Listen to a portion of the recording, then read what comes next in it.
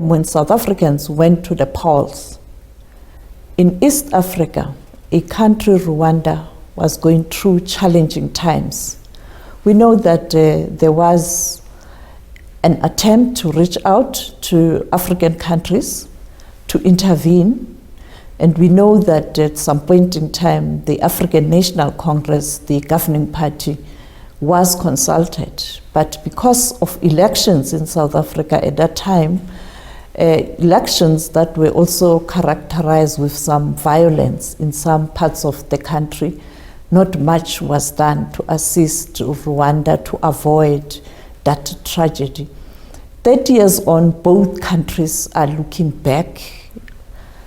1994, what transpired. And we are going to be in conversation with President Paul Kagame of Rwanda, who will share with us his thoughts in terms of what transpired on that day, where Rwanda is, the current issues in the region, global issues, and also the relationship between South Africa and Rwanda. Mr. President, thank you for your time and for agreeing to speak to SABC. You're welcome. Let's look back at 1994. What happened that today we're talking about this terrible, terrible history? Well, in 1994, everything and anything that could go wrong went wrong, happened. But that was also following 30 years or so of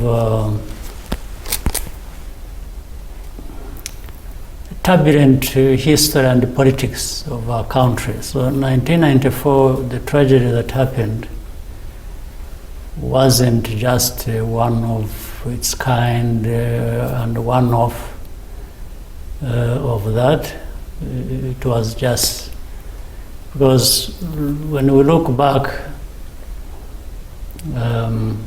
1960s,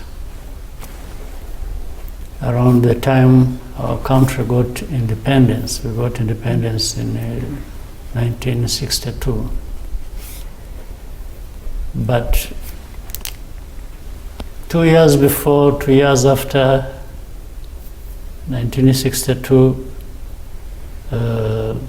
there was political turbulence that was more or less to lay foundation of troubles going another 30 years. Because around that time, let's say 1961, I was 4 years old. And around that time is when my family went into exile. And many other people's families went into exile in the neighboring countries, mainly Uganda, Burundi, Tanzania, Zaire then, or whatever it was called that time, maybe Congo. Then, and beyond. So this in itself tells the starting of the story of what we saw in 1994. So people would want to portray 94 tragedy as something that was sparked by this or by that, and as if it was just confined to that period. But I'm just telling you, and with the facts and evidence, that 30 years before that, I was a kid and a refugee with all my parents and siblings and other people's families and everybody. And there is a reason why those of us, particularly, were refugees. It was targeted, a group targeted, even as early as that. And owing also to the history of the colonial history, the discrimination, the divide and rule that was used. It wasn't just in Rwanda. Some of these practices were also elsewhere, but I'm just talking about the story of Rwanda now, the one we are concerned with at this moment. So that's what happened, meaning 1994 was more or less a replay to the extreme of what had happened beginning of 60s. Mr. President, couldn't people of Rwanda at that time find a way to avoid such a tragedy?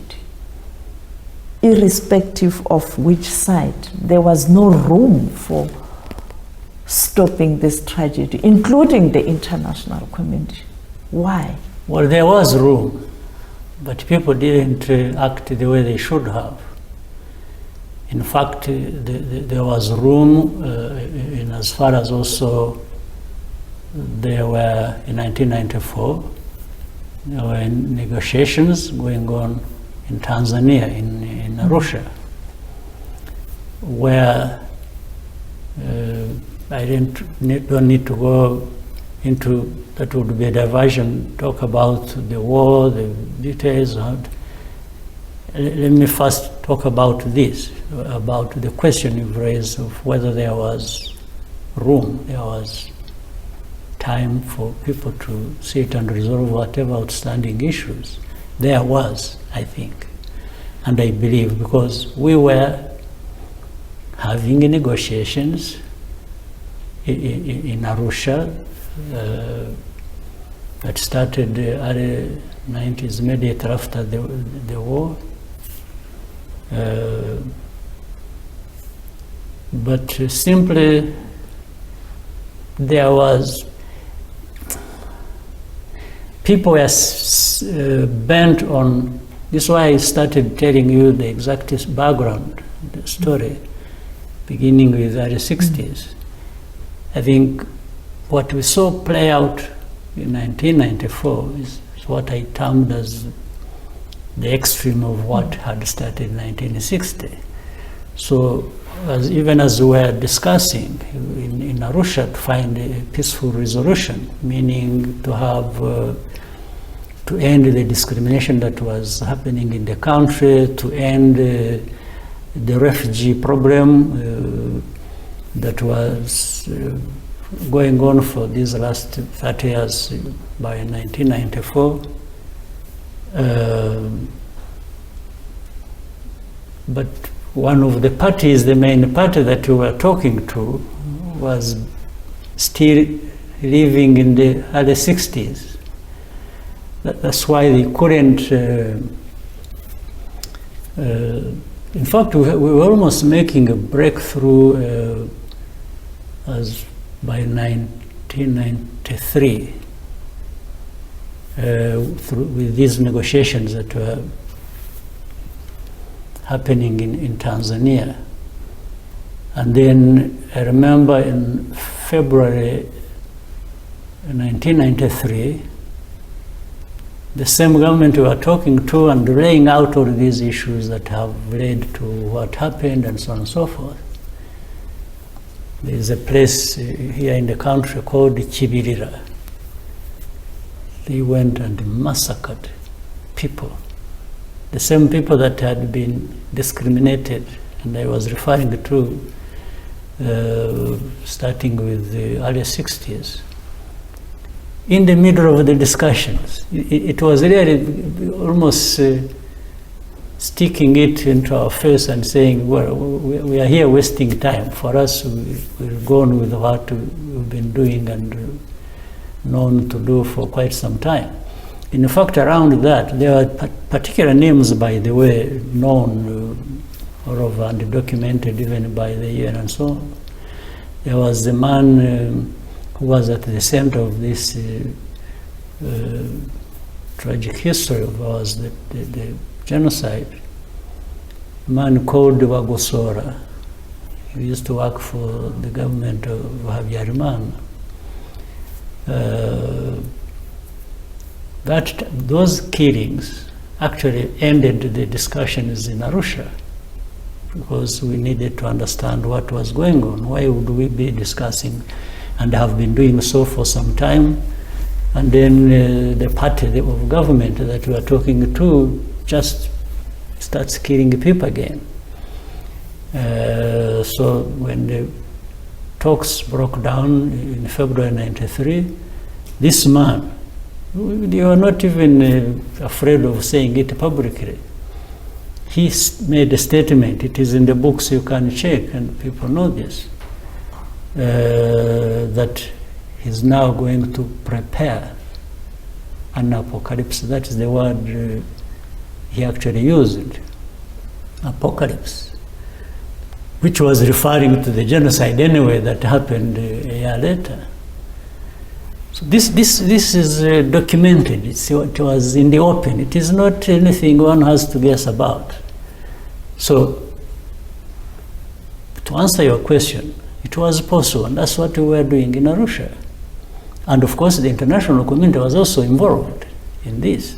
It was the parties, the Rwandan parties, it was Tanzania that was helping, to host this discussion. It was the whole world involved in Arusha to resolve this problem.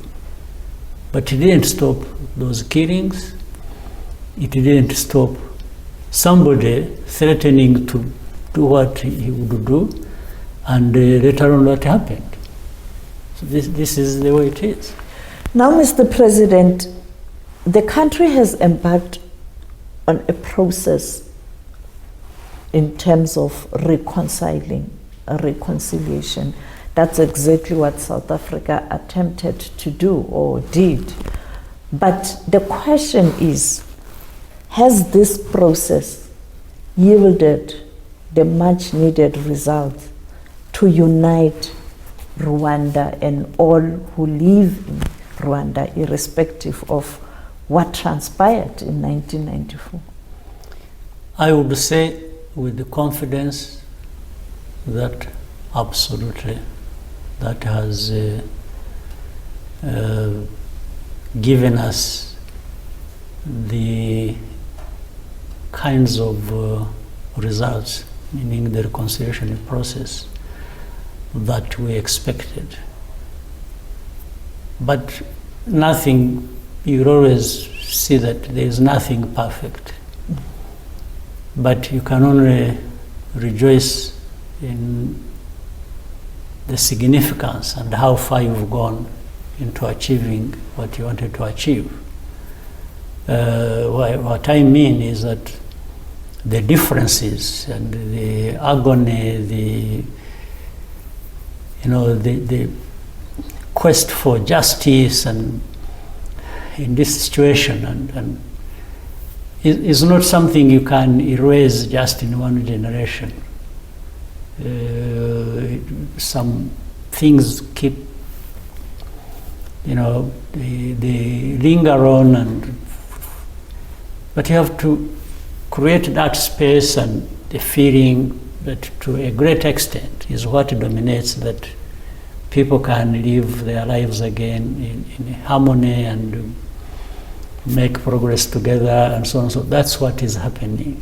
And you are here, you should feel free to go to any part of the country and ask anybody you wish to. You can, maybe they can say it better to you than I am. Well, the viewers will say, yeah, what else would he say? Meaning to my answer. But if you went privately on your own and go anywhere in the country, ask anybody you wish to, who will be available. They will tell you a story that will convince you, and maybe that will convince the viewers or many others. But the stability this country has, the decent progress we are making in socio-economic areas, cannot be happening on the basis of what would be going wrong here. There is no perfect country. We are not claiming to be perfect at all. We have a lot of problems to address. We have maybe many flaws in our systems, but these are things we have to deal with in life and in our country. And as we are aware, each country has its own flaws and problems to deal with. But I'm very confident that we have made huge, in fact, even surprisingly, to a level that I probably would not have expected. I would, when I look back, I think to an extent, it's not just the right things we have done. There is a bit of luck. There is, with so little that the country has, and the magnitude of the problem itself, as it was at the beginning, I expected that we would be lagging behind where we are today. But there is progress to talk about. There is progress to continue building on, because we need to keep going forward. So that's where we are. Mr. President, when we look at those who left the country after that tragedy, who are aggrieved, and some are in different other countries, who are your critics saying that you don't allow dissent and you don't allow others to also contribute to building a better Rwanda? We know some are in Congo, others are in France, others even in South Africa. And that's their view. What would you say to people who are not familiar with this issue, who hear those voices of people saying we want to go home, but we can't go home because of the leader? Sure. Well, let me put it clearly this way. In 1994 up to 1996 maybe, we had almost half of the population then, half of the population, millions, internally displaced or as refugees in the neighboring countries. Talk of Congo, DRC, then Uganda, Tanzania, Burundi. We had millions, half our population at that time. Now, 99% of these returned and were resettled. They are now the people, among others, who are making this progress happen. That's it. And this, by the way, included their leaders then, during the genocide, and most of whom were even tried in the International Criminal Tribunal for Rwanda in Arusha again, and others escaped and went to different countries, even stayed in our region, neighboring countries. Some of them were never reached, and you know, this tribunal has closed down. There are residual things they have to deal with. I'm sure recently you learned there is even there are even cases they discovered in South Africa. Yes, in Cape Town. Yes, but there are many others of that kind. That's the people that I'm talking about who are aggrieved, who are saying you don't want them back. First of all, I don't see. I mean, actually, the people here are aggrieved. These people got involved in a genocide and are free, whether it is in the neighboring countries or in South Africa or in Europe or United States. These are people documented, not by me, not by Rwanda, even by the International Criminal Tribunal. But we have these files here so for everybody to see. In fact, I will give you another example.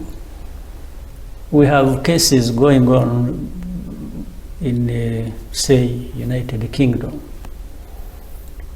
For the last 15 years, people who got involved in the genocide, the case files are clear.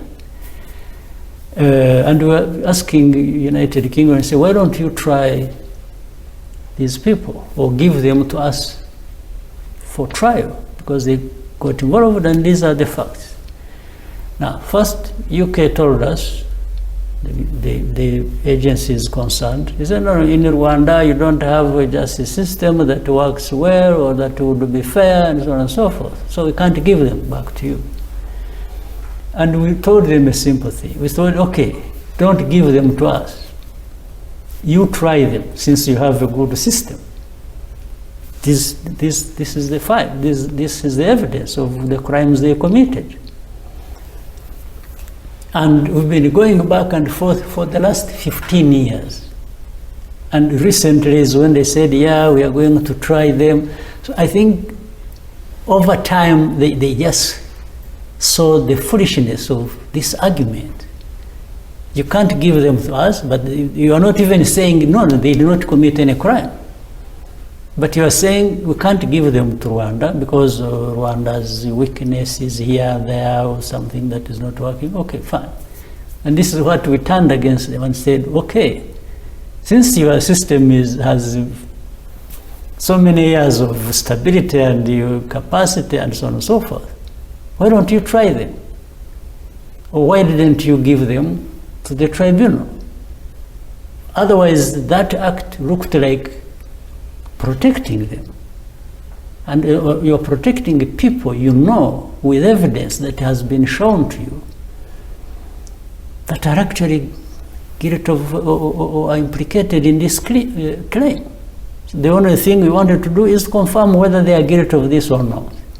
Why wouldn't you do that? Why would you avoid it if you are really what you should be or what you claim?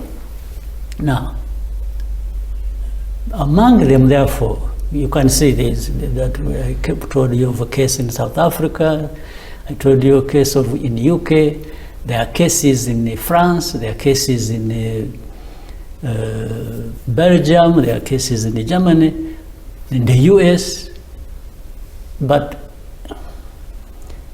a small fraction of these cases, some of these countries have actually brought some of these people back. There is, again, a funny case, like in the United States, there are 2 cases. There are more than 2, but there are 2 cases where we kept also showing the departments responsible the evidence against these people that they got involved in the genocide. And they were also adamant. They were not trying them, they were not handing them over back to us for trial or even giving them to. Then, these 2 people, for 2 cases, the people involved, in different states of the United States, they committed crimes. New crimes now in the United States. And then after a few weeks and months, we saw them asking us, we can now send these people back. So they are sending these people back to us because they have committed crimes on top of what they committed here in the United States. Some of them have been repatriated on that basis. But you look at how many years that have passed. But there are, to be fair, there are other countries, in fact, particularly, well, it has been two opposite things. In some cases, they have brought them and we have tried them here. Like Germany handed over a couple of cases of, there is a certain name well known in the genocide that went and escaped and went and took refuge in Germany, and we were asking them why they don't try these people or why they don't they. Over time, they actually handed over this case because they think over time they established the truth about what we were telling them. They brought the case here. The same thing in a number of cases have happened with the Netherlands. Even one or two cases, but there are more cases in France. But a number of cases also handed back. So it is full of this confusion. I can understand what confuses people out there, but then let's talk about this. Two cases for critics, let me differentiate them. Actually, there are two types. There is this kind of people who actually got involved in the genocide or accused of this. It was never proven which side they were, but because of this blockage of justice. So they have now changed from being alleged perpetrators of genocide to being now political activists. People with who should have rights in exercising their politics and so on and so forth. So you have these two things in one. You have somebody who actually left here suspected to have participated in genocide, and then over time, because of this, and I think the mismanagement to an extent in some places is deliberate. There has been, this force, invisible force around that really wants to play down genocide, and it's as if, who cares? I remember there is someone at the UN during the time genocide was happening here at the start, and everybody was saying, what do we call it? Is it a genocide or no? There are acts of genocide. Another one asking, but how many acts of genocide do you need to have before you call it a genocide? And there was debate. One person at the UN said, when they asked this person what is happening in Rwanda and why there is no acting and to stop it and so on. Really, somebody sort of dismissed it and was like saying, it's Hutus are killing Tutsis, Tutsis are killing Hutus. So it's like these primitive Africans are just used to killing each other. So they really put it in that form. It's like this is savage. Yes. Africans are just used to killing each other. So there is an element of that. It's like justice or lack of it is okay as long as it is an African case. There's an element of that, and maybe which is really adds to being racist. So. But that's one category of these people who actually got involved in genocide and who now turn political, and it's like there is activism, they have the right to be, and the world takes it up and hypes it, and it's like deleting the case, rubbing it off in the files of genocide against these people, and then turning them into politics, the opposition who are, being persecuted and being hunted down by Rwanda. So that's one case. The other, you may have nothing to do with the genocide accusations or anything. And by the way, we have those also living in South Africa. There are people who were here originally, like the former Army Chief of Staff who lives in South Africa for many years now, and has become this activist who even coordinates those who were or works with those who committed genocide and others who. So there are people who left this country who are not part of the genocide accusation or anything, but they had their own other problems. Problems, one, they created themselves. Some of them were just, what should I say, that's a bit polite. They actually committed offenses. Some of them stole public finances, and others did different things that they would be held accountable for here ordinarily, like we hold each other accountable in the country. But for them, because of this history and the way people manage to maneuver through these cases, they would always find it easy to run to any of these countries and claim or seek refugee status and claim they were being persecuted by a bad government, because this one can't say they are telling lies that I'm a genocide perpetrator or this. No, because that one would not be in that category. They would now say it's a dictatorship in Rwanda, it's bad. I said this and somebody was not happy and they started running after me, when it is somebody who openly stole public finances.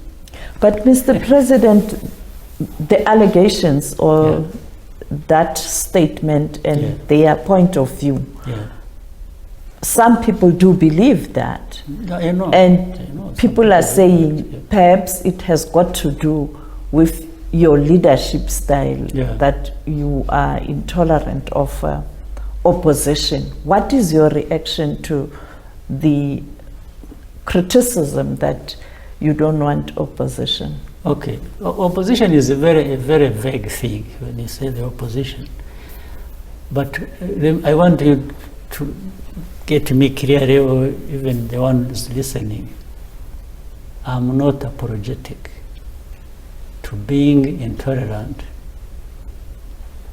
to people who participated in the genocide or that would want to do that.